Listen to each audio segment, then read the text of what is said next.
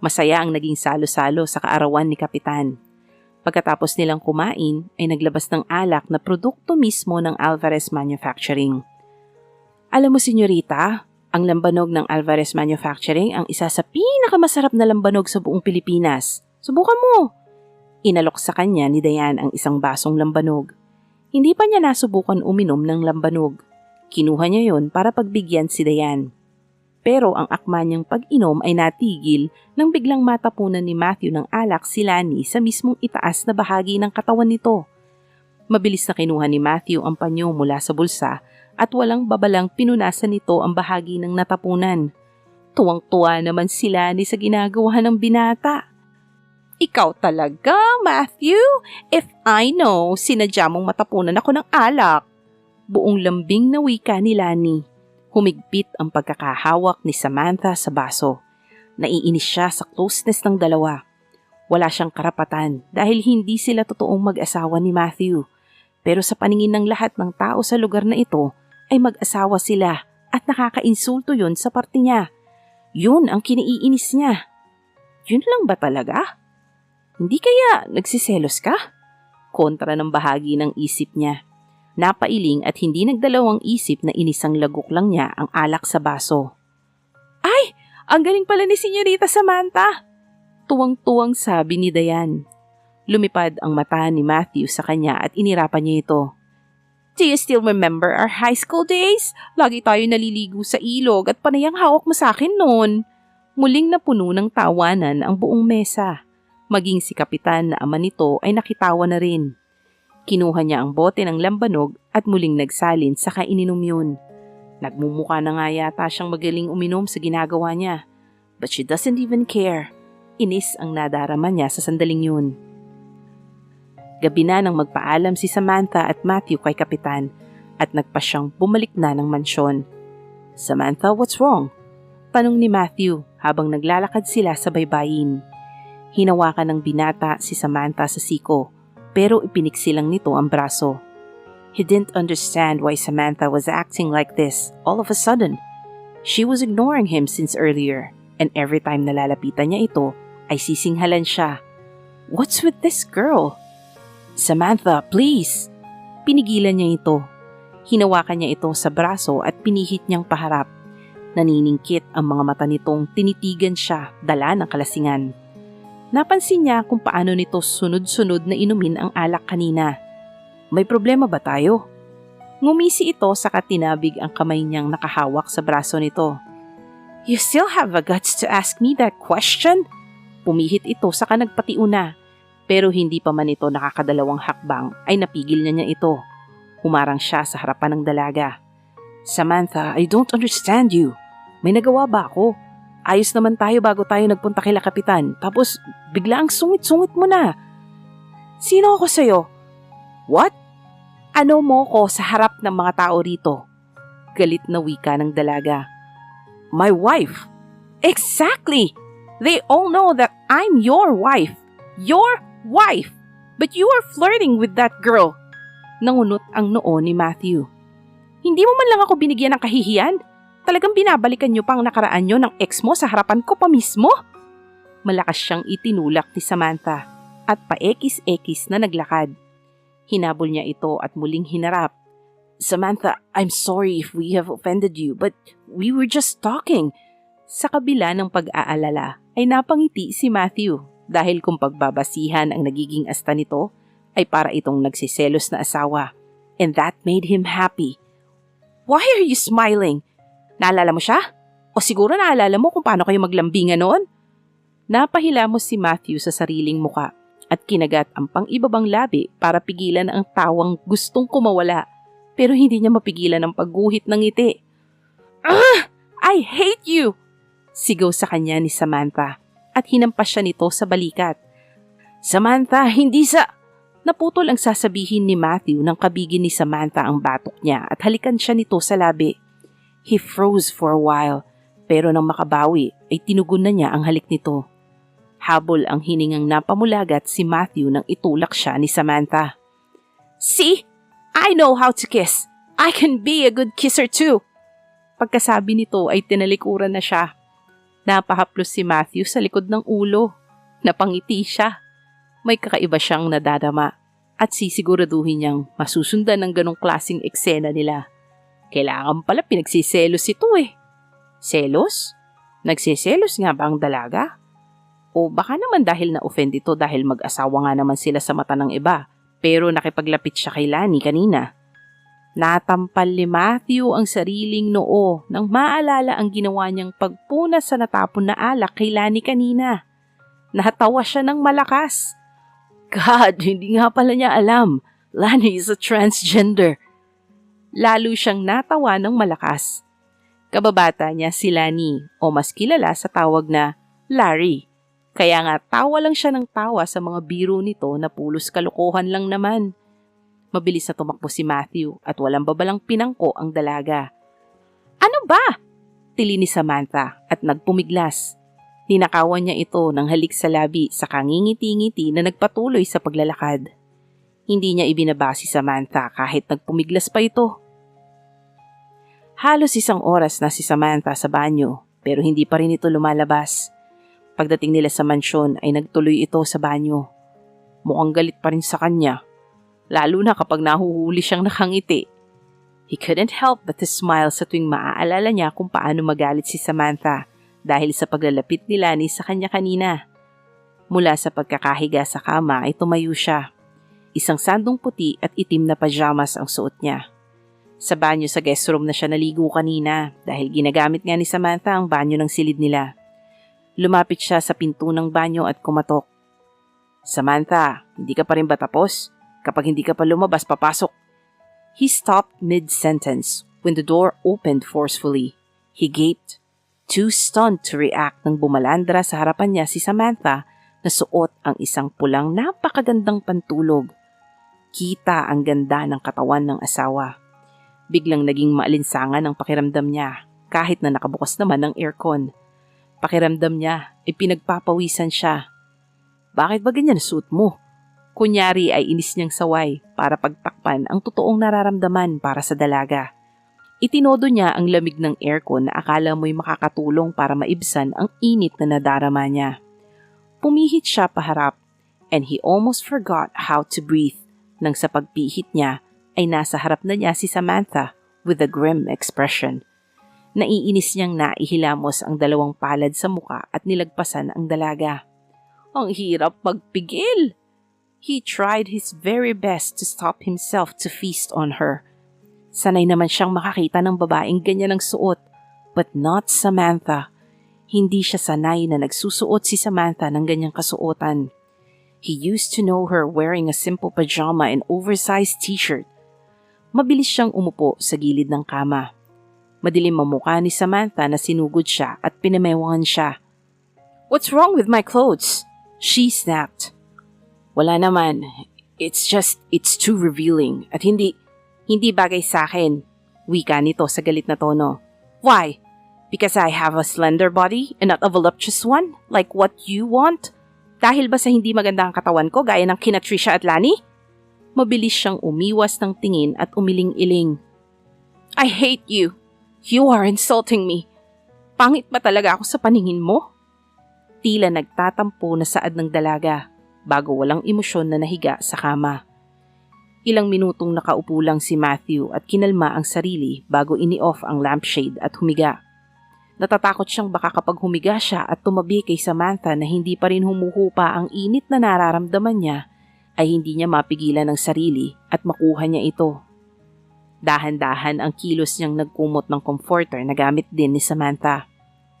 Hindi alam ni Matthew kung gaano katagal na nakapikit lang siya pero ang diwa niya ay gising na gising at paulit-ulit na nakikita sa balintataw ang magandang katawan ng asawa. Nakatulugan niyang si Samantha ang iniisip. Subalit sa gitna ng bahimbing na pagtulog ay nagising si Matthew. Nakayakap sa kanya ang dalaga at tila hindi pa din nawawala ang init na nadarama niya. Dinampian niya ito ng halik sa labi na kinagising ni Samantha. Matthew, mahinang saad nito. Hindi na nakapagpigil si Matthew at muling hinalikan ang dalaga na agad naman nitong tinugon. Hindi nila maikakaila ang itinatago nilang damdamin para sa isa't isa. Malaya nilang dinama ang init ng bawat isa. At muli, isang halik ang iginawad ni Matthew kay Samantha bago ito niyakap. May ngiti naman sa labi na yumakap din ang dalaga bago ipinikit ang mata. Kinabukasan ay hindi mapakali si Samantha. Hindi niya alam kung paano haharapin si Matthew dahil sa nangyari kagabi. Hey! Halos mapaigtad siya nang biglang may bisig na pumaikot sa kanyang katawan. Napahigpit ang hawak ni Samantha sa syanse habang nakaharap siya sa kalan at nagluluto ng almusal. Good morning. You woke up so early. Napapikit ang dalaga nang masamyu niya ang mabangong hininga nitong banayad na tumama sa kanyang leeg. Hindi na kasi ako nakatulog nang magising ako kanina. Why is her voice shaking? Kinuha ni Matthew ang syansin na hawak niya at pinatong sa saucer na nasa kitchen counter. Pinihit siya nito paharap. Agad na yumuko si Samantha. Hindi niya kayang salubungin ang titig nito. Hinawakan ni Matthew ang ilalim ng kanyang baba. Look at me, Samantha. May pakiusap sa tono nito. She glanced up at him. Why are you avoiding my eyes? Matthew bent his head, planting a tiny soft kiss on the corner of her lips. Muli siyang tinitigan sa mata at masuyong lumapat naman ang labi nito sa labi niya. You always make my morning, babe. He whispered against her lips. Matthew, saad naman ng dalaga. I love hearing my name when it comes from you. Very alluring, like you. Nalapat ni Samantha ang palad niya sa balikat ni Matthew nang ipaikot nito ang isang braso sa kanyang katawan at hapitin siya ng husto. Ang labi nito ay masuyong idinampi sa kanyang labi. Mabilis na naitulak ni Samantha si Matthew nang marinig ang pagtikim. Pinamulhan ng husto ang dalaga nang makita si Doña Catalina. The old woman was smiling. Mabuti pa sa silid nyo na ituloy ang lambingan yung mag-asawa at baka magkasunog pa rito. Lalong namula si Samantha. What did she mean? Dahil ba sa eksena na nadatnan nito, kaya nito nasabi yun? Ngumuso ang Donya. Sinundan ni Samantha ng tingin ang itinuturo nito. Oh my God! Bulalas niya at nagmamadaling ini-off ang kalan dahil sa nasusunog na ang bacon. I'm so sorry. Uulitin ko na lang po. Natatarantang sabi niya. Bacon na nga lang nasunog pa. Nakakahiya. Malapad na napangiti ang maglola habang nakatingin kay Samantha. She's very beautiful. I'm sure if your genes combine, you will produce the best offspring. Doña Catalina said, and Matthew chuckled. Don't worry, Lola. Bibigyan kita ng maraming nagagandahan at nagugwapuhang mga apo. Aasahan ko yan, apo. Natigilan naman si Samantha nang pagharap niya sa maglola ay parehas na nakangiti habang nakatingin sa kanya. Nakakailang ng sobra ang ginagawang pagtingin ng dalawa sa kanya. Pagkatapos mag-almusal ay nag-aya si Matthew na pumunta ng resort. Kasalukuyan silang nasa sala at kausap ang Donya nang dumating naman si Lani. Hi everyone! Magiliw nitong bati. Nawala agad ang ngiti na kani-kanina lang ay nakapaskil sa mga labi ni Samantha. Hi, Lani, bati ni Doña Catalina. Nagbeso ang dalawa. What brings you here? Saad ni Lola. Abuela, can I borrow my Matthew? Binalingan ni Lani ang mag-asawa. Hi, Samantha! Lani gave a kiss on her cheek. Ikinawit nito ang kamay sa braso ni Matthew. Samantha, pwede ko bang isama ang asawa mo? Papasama lang ako mamasyal sa resort nila. Namiss ko na kasi ang tagpuan namin ni Matthew eh. Ubod ng lambing na sabi ni Lani. Pupunta kami ni Samantha. Gusto mo, sumama ka na lang. Saad naman ni Matthew. Gusto ko sana tayong dalawa lang eh. Haven't you missed me? Yung pagtatampisaw natin at paghahabulan sa dalampasigan, hindi mo ba na-miss? I miss that too. Mamaya na lang tayo mamasyal, honey. Ipapasyal ko muna si Samantha. Bumitaw si Samantha mula sa pagkakahawak sa braso ni Matthew. Parang uminit ang ulo niya sa narinig niya mula kay Matthew. Kayo na lang mamasyal. I'll stay here na lang. Walang kangiting-ngiting sabi ng dalaga. No! Nakakahiya naman sa'yo, Samantha. Wife before ex. Sabi ni Lani na ikinatawa ng lahat na lalong ikinainis ni Samantha. Hindi ba alam ng lahat na nakaka-offend yun sa parte niya? Exactly. I'm the wife, and you're an ex. Hindi mo ba alam na hindi maganda ang ginagawa mo? You offended me. You are flirting with my husband. Binalingan ni Samantha si Matthew. And you, may gana ka pa talagang sabihin na sasamahan siya? You even called her honey, for God's sakes, Matthew! Inis na saad pa ng dalaga. Lahat ay napatulala sa naging asta niya.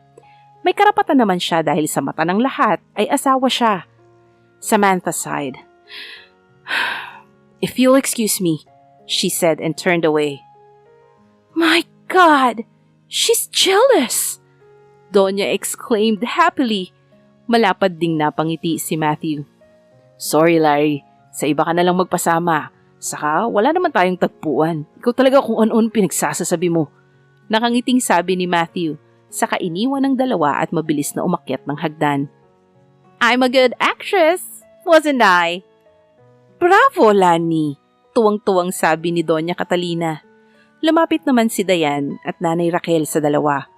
Hindi pa rin ba alam ni Senyorita Samantha na may junior tong pinsang ko? Sabi ni Dayan. Pinalo ito ni Lani sa braso. Wala na akong junior, no? Nagtawa na naman ang lahat. Tingin niyo may nangyari sa dalawa kagabi? Tanong ni Donya Catalina. Sana, meron nga. Nilasing ko pa naman si Senyorita kahapon. Alam ni Donya Catalina ang setup ni Samantha at Matthew. Nang sabihin ni Matthew na magpapakasal ito ay tarantang-taranta ang matanda dahil hindi siya nito inimbitahan. Ni wala nga itong ipinakilalang girlfriend man lang tapos biglang magpapakasal? Alam ni Donya Catalina na ginawa lang ni Matthew ang pagpapakasal dahil sa pamana. Kaya agad na pinahanap ni Donya sa social media si Trisha Mendoza kay Dayan. Unang kita pa lang niya sa babae ay alam niyang mukhang hindi niya ito magugustuhan. Mukha itong hindi family-oriented. At ang klase nito ang hindi gugustuhin na magkaanak dahil takot masira ang magandang katawan. Isang modelo ang babae.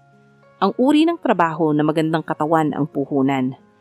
Nang araw na dali ni Matthew, si Samantha ay nagulat ang Donya kung bakit ibang babae ang ipinakilala nito. Pero unang kita pa lang niya kay Samantha ay sigurado siyang magugustuhan niya ang babae. Inalam ni Donya Catalina ang nangyari sa kasal. Napag-alaman niyang hindi natuloy ang kasal ni Matthew kay Trisha na kagagawan daw ni Samantha. At ayon sa kaibigan ni Matthew, ay nagpapanggap lang daw si Matthew at Samantha. Napaamin niya ang kaibigan ng apo. Ayaw umamin sa una, pero sinabi ni Donya ang intensyon niya. Sinabi niya sa kaibigan nitong gusto niya si Samantha at gusto niyang magkatuluyan ng dalawa. Mukhang nais din naman ng kaibigan ng binata na mapabuti si Matthew, kaya umamin ito at pumayag na wala itong sasabihin kay Matthew tungkol sa napag-usapan nila. Ayon sa kaibigan ng apo, ay may atraso si Matthew kay Samantha, kaya gumanti ang dalaga sa pamamagitan ng pagsira ng kasal nito. Kaya na-blackmail si Samantha na idedemanda ito sa pagsira ng kasal ni Matthew, kaya napapayag itong palitan si Trisha. Kaya gumagawa si Donya Catalina ngayon ng kahit na anong paraan para magkaibigan ang dalawa. Kahit ang utusan niya si Dayan na lasingin si Samantha ay ginawa niya. Babae at lalaki ang dalawa. At kapag ang dalawang taong lasing na magkasama sa iisang silid ay 99% na may mangyayari. Lalo na at nakikita niya na may tinatagong pag-ibig ang dalawa sa isa't isa. Pati si Lani o Larry ay kinuntsaba ng Donya para maging malambing kay Matthew sa harap ni Samantha. At nakita niyang nagseselos nga ang dalaga. Tama ang hinala niyang nagkakagustuhan na ang dalawa. I really like Samantha for Matthew. Kami rin po, Donya. Magkapanabay pang sabi ni Raquel at Dayan. Me too. Maarte na wika ni Lani. Napakahusay mo, Larry. Lani, Donya Catalina. Pagtatama ni Lani. Napuno naman ng tawanan ang buong sala.